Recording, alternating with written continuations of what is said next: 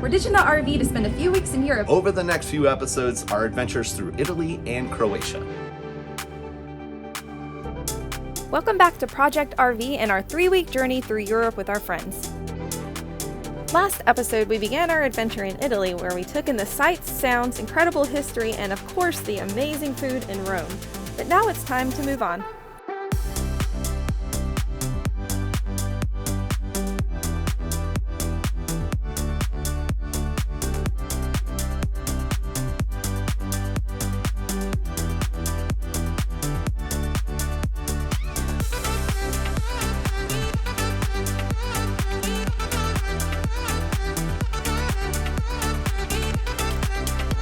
After a few days in Rome, we packed up our bags and hopped on the train to Florence. It was only an hour-and-a-half ride, and it cost us $32 a person. Italy is known to have a very good train system, and it's a quick and affordable way to get around the country.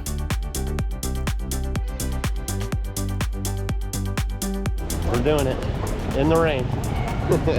It's raining. It's raining in Florence. Of course, check-in was delayed on a rainy day for our Airbnb, but lucky for us, the best sandwich shop in Florence was right across the street. That's a big sandwich.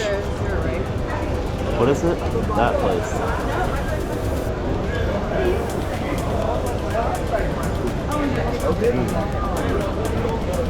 He said, yup. We finally made it to Florence, and even though it's raining, it's super, super beautiful, and we're about to do something that I've wanted to do for a long time. We're gonna do a cooking class.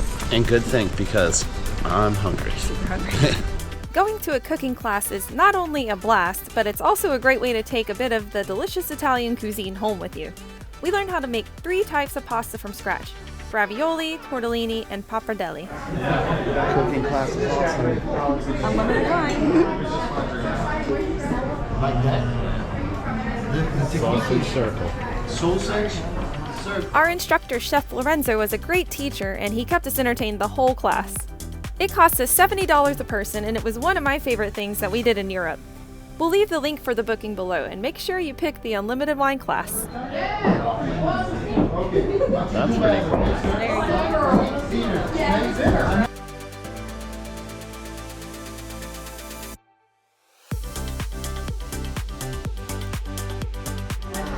Alright, so push the air out. Then you get this thing. Yep. You go across.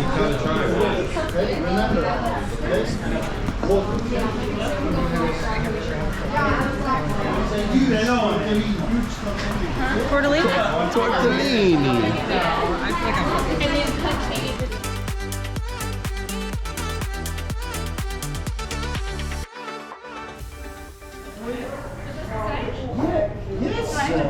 Chef, come on, you have to know it. You have to know it. I'm not 100% sure. We mentioned it's unlimited wine, and All of our mouths are this table's lit right here. My only goal was just to get better and better with every pasta. We're gonna be pros. Lorenzo's quick with it. All I know is that better be good. You're welcome. Time to eat. Lemonade. Ravioli. It's just the shit runs in America way This is way too much food. After it's all said and done, like, I It got takes like 5 hours. that left. You like 5 hours. Yeah.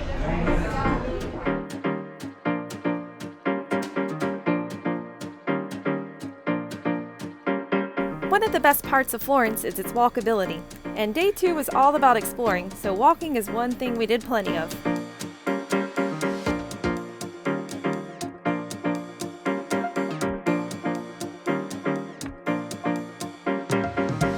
The Medicis were a prominent Florence family in the 15th and 16th century, and they helped spur the Italian Renaissance, which you can see all throughout the city in the form of mind-blowing art, sculptures, and buildings. The center of the city is the Piazza del Duomo.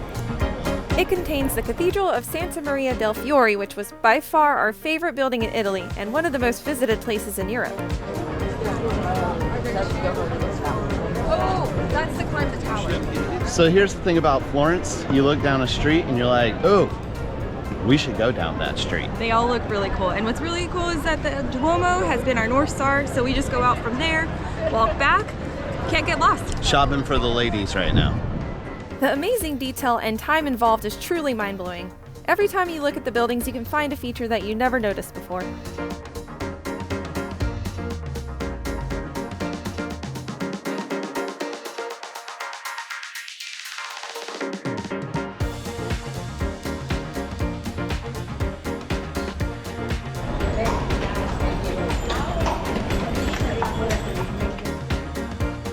It's not all history and art in Florence. There's so much more to see and so much shopping to do.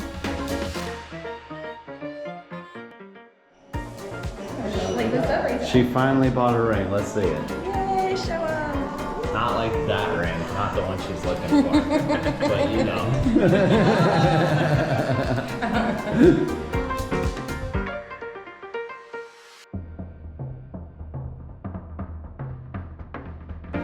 Y'all getting that candy?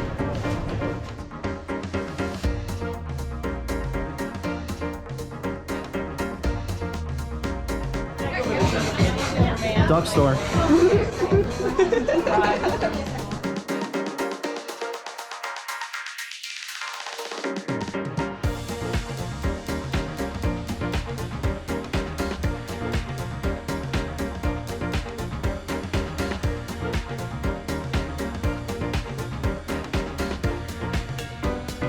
We spent the majority of our day walking around and finding fun streets and shops to explore, including this market that seemed to have anything and everything that you could imagine.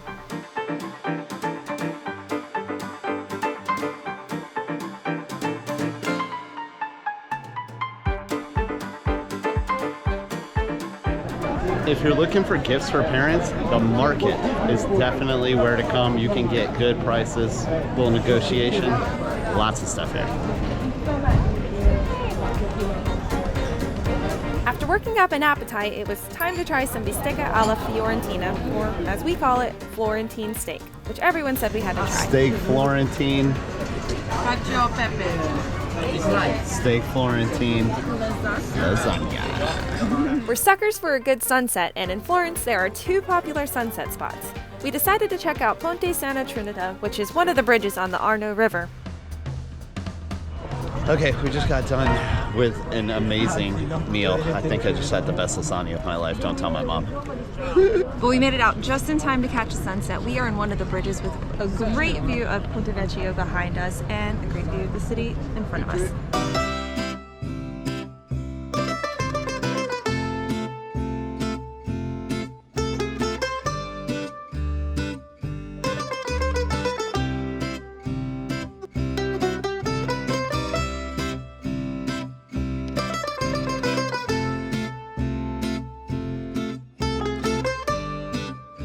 After sunset, we headed over to Angies Pub to meet up with some friends for some drinks. If you're feeling homesick, trust us, you'll find several Americans at this bar.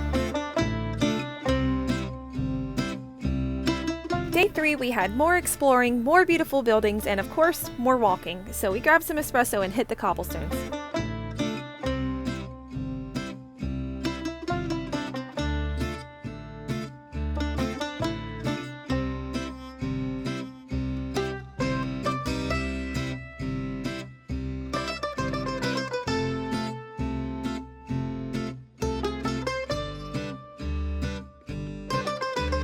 So we're about to go into the Duomo, and here's the good news. It's free. Bad news is you're going to wait in a really long line to check out the cathedral. As with many religious buildings in Italy, the cathedral in Florence has a strict dress code, and you should avoid showing your knees or shoulders. Unfortunately, I forgot my scarf for this one, but I was able to buy one from a merchant in line. But I definitely paid way more than it was worth.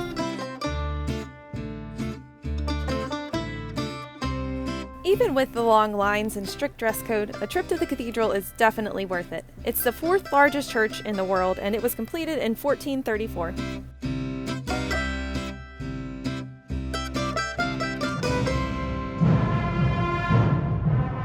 The Calico Storico Florentino is a sporting event that started in the 16th century, and the parade for the event went right outside of our Airbnb window. Once a year, the 4 neighborhoods of Florence have teams face off in a crazy match that combines medieval costumes, soccer, rugby, and wrestling. The winner receives the prize Chianina calf, which is apparently this kind of cow.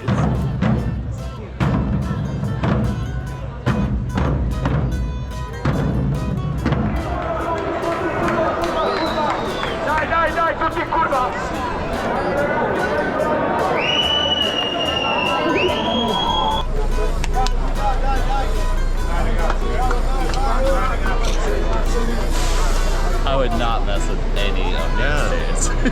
They're all huge.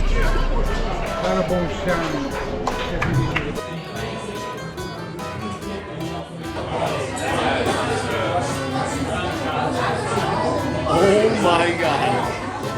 What? Where's the ball?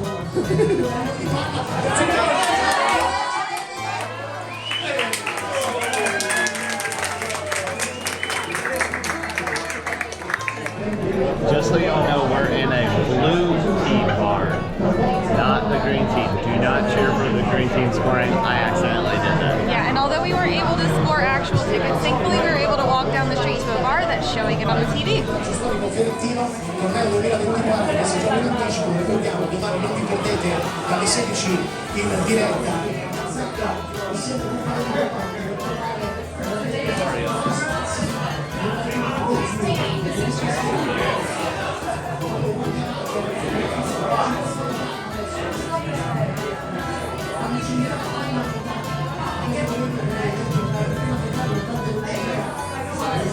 Blue team won. Go blue. Y'all, that was quite literally the craziest sporting event I've ever witnessed in my entire life, and they are all about it here in Florence. Our last night in Florence had us chasing another sunset. We found this to be the better of the 2 locations. Just so you know, it is over 100 steps if you climb up from the bottom, but it's worth the effort. You made it. There's live music, food vendors, and an incredible view of the entire city.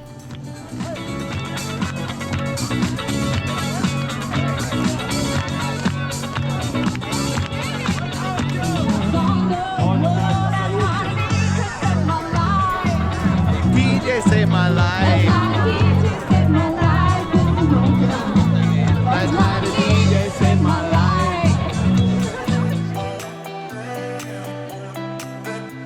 So this is the second sunset spot, highest point in Florence, and glad we did it.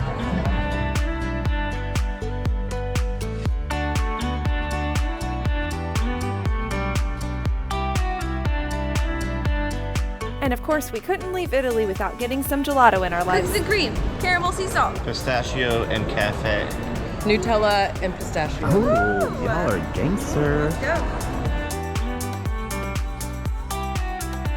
And now it's time to pack up, head back to Rome, and catch a flight over to our next location. And that's where we'll catch you guys next time in Croatia for a 5-day private music festival and more.